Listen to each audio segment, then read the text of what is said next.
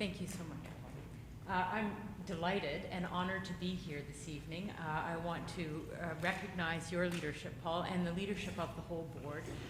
This is such an amazing organization, and it is always about leadership. There's so many things that make an organization great, but it does start with leadership. And I want to join you also in commending Kim on her leadership over the last 23 years. And in particular, last 10 months. But I think you have been widely recognized for what you've contributed over the years, and I thank you for that because it matters to this community. And finally, I'd like to join all of you in congratulating and welcome Laurie. It's great to have you on board, and I look forward to partnering with you as we move forward. Laurie did mention our partnership with JVS over the many years. It has been a long and strong partnership. We've worked together since our incorporation in 1956, and that partnership has been very fundamental to us. I wanted to highlight some of those places where our priorities intersect, because I think you have been such an important partner to us in the work that we've done, and hopefully we will continue to be an important partner to you. When I hear Kim talk about the budget, I know that there's probably a place for us in your hearts moving forward, that or in your bank account, but we'll try to accommodate I see you nodding, Mr. Finance back there. It's good to be wanted for your money. But I do want to just acknowledge that over the decades, JVS has changed with this city and with the communities that you have served. So today you can celebrate looking back over a year of great success and many years of success. But even as we celebrate, we're mindful that the work isn't done. There is still much to do ahead of us because, like us, you know well that there are many gaps still in the city, still in the communities across this city. We are together building stronger neighborhoods. I want to take my glasses off if you're taking a picture. I've got 20-point font here for my 50-year-old eyes, but I'm just going to be a little bit vain there. And if I have to put them back on, well, then put the camera down. The gaps that we're seeing, we know from the research that we've done over the years that there is growing gap in neighborhoods across this city. Concentration of poverty in key neighborhoods. We've identified what we call our priority neighborhoods, and we are working together with JVS and many other of our community partners to try to amend those serious gaps across our city, because we believe that people shouldn't be limited by their postal codes, that everyone, regardless of where they live, should have access to opportunity in our city. Specifically, we had 3 goals around building strong neighborhoods in this city. The first was to target efforts where they were most needed, and by that I mean specifically drive more resources into the inner suburbs, drive resources into those 13 priority neighborhoods. Secondly, we wanted to support neighborhood change from within.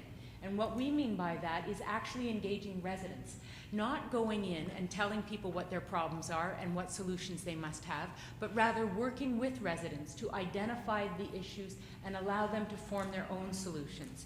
And thirdly, we wanted to improve access to community supports. And by that, I mean actual infrastructure, buildings, places where people could go to get the services and programs that they need.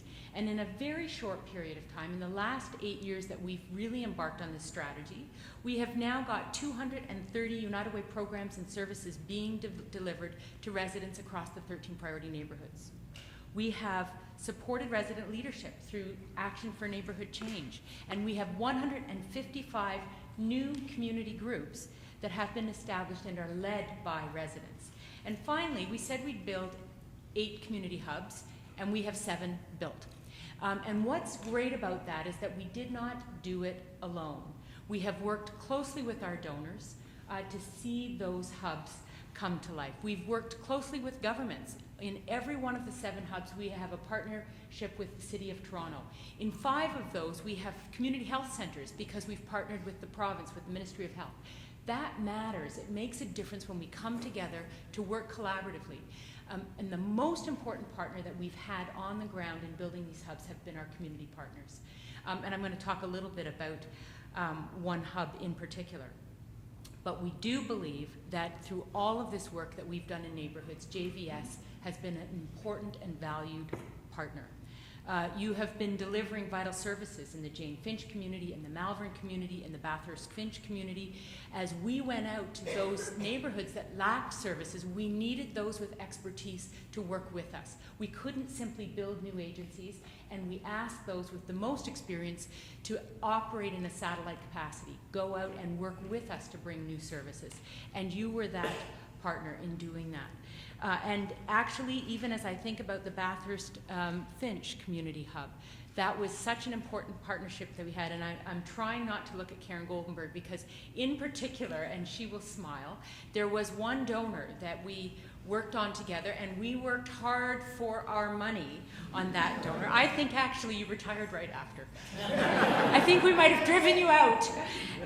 But what was very interesting to me, and I'm going to talk about the newcomer strategy in a moment, as I listened to those stories about families that came here and were served by JVS, the reason that donor came to United Way to make a big gift and then said redirect it to JVS was because his family, when they came to Canada, was served by JVS. And his affinity, I like to think people have an affinity to United Way. In fact, most of our donors have an affinity to an experience they had in one of our agencies, and that was one such donor. And I think you might have actually taken them away from us. That's okay, we're still friends. I'm here and you're gone. So, and I'm not sure whether or not we drove you out, but we have been working closely, and that's a second priority for United Way.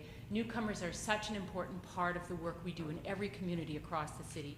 And actually, I can't think of one of our partner agencies that does it better than JVS.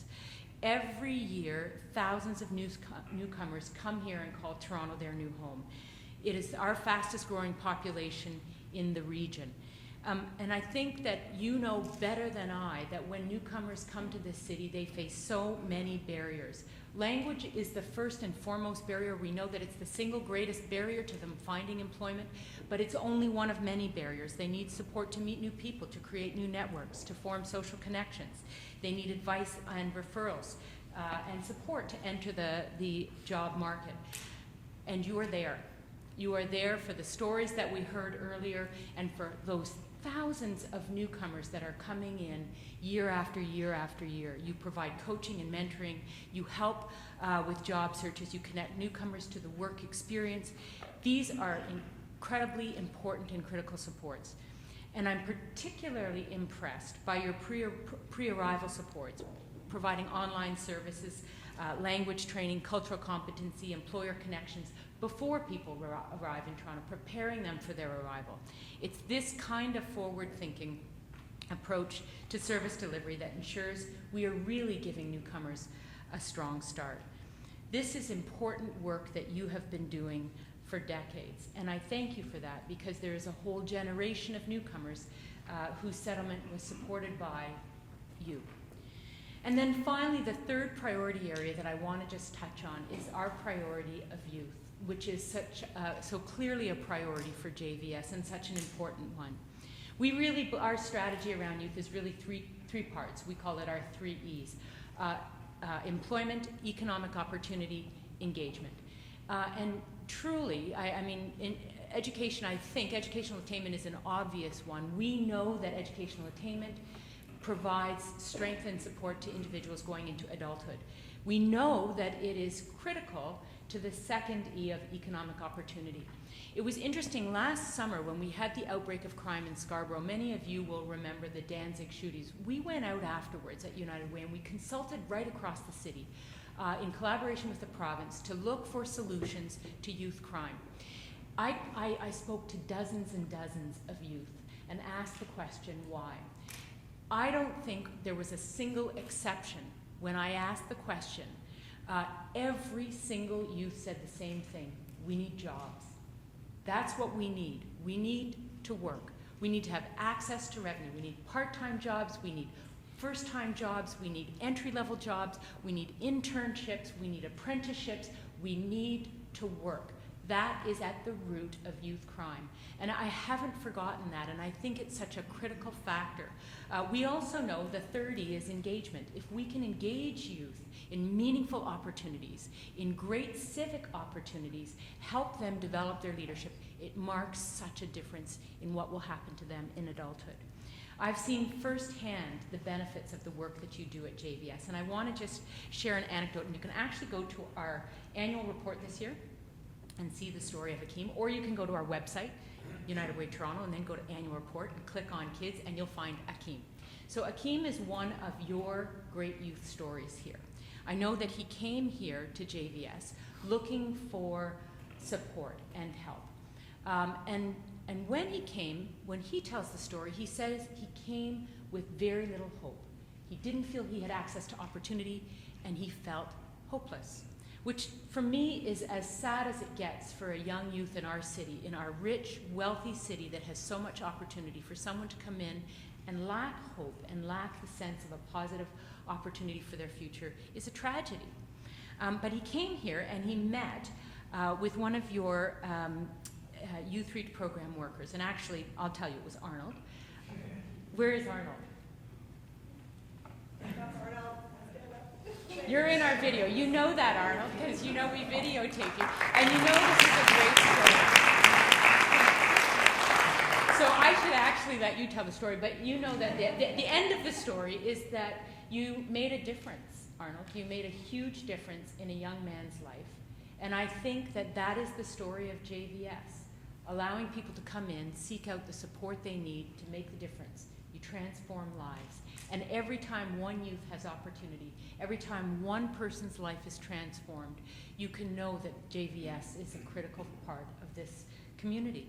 And so I thank you, Arnold, and I thank all of your colleagues in that program. And I know that Akeem thanks you. He looks up to you and he considers you one of his mentors. I think as I look to how we will work together moving forward, we're in the midst of real change at United Way. We're going through a strategic planning process, and we're going to make change. We operate in a world, you know, Kim, you described, we're expecting to do more and more and more with less. And it's great that the campaign doubled in size over a decade or more, but we're not doubling in size right now. You know, we are struggling every year just to go up by, you know, 1 more million, 2 more million. And so we know we have to change. We cannot continue to just do what we've always done and hope that it will go further and hope that it will make a bigger impact. And all the time that we are trying to raise more, we are also being pushed harder by our donors to show that it makes a difference. And that's the right thing for our donors to ask us, but it's hard work. And so we look at how we will work moving forward, and we know we have to change. And we want you to be with us as we move forward and as we make that change. We want you to advise and guide us as we go through this difficult period, and we look to you to be our community partner moving forward. You have dedicated your time and energy to making this a better city, and I thank you all. I thank the volunteers. I thank all of the staff who are on the front lines doing this great work every single day to make the community stronger. I congratulate you, Lori. I think you've got a great job ahead of you. I think you've got a great team to work with, and you've certainly got a lot of community followers who will be with you and be with JVS for many years to come. I appreciate you inviting me here this evening. I am thrilled to be a partner of JVS, and I thank you for allowing me to speak to you.